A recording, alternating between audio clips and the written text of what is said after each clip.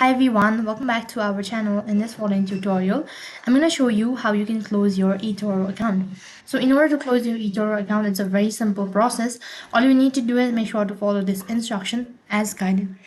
Now, first of all, you have to go ahead and log in into your Etoro account. Once you're logged into your Etoro account, this is how the interface is going to look like.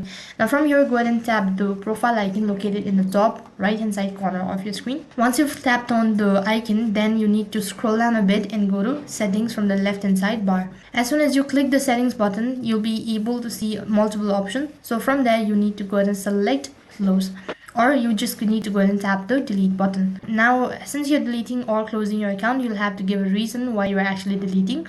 So you need to select the reason for leaving and click the continue button as you're done. In the next page, once again, you need to go ahead and give a valid reason. So click the reasons and select the continue button.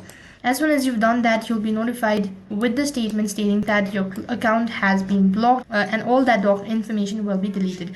So if you're sure about it, then click the confirm button, and that's basically how you can close your Etoro account. So that is all for this video. I hope the video was helpful. Make sure to like, share and subscribe to our channel. Thank you for watching. See you in the next video.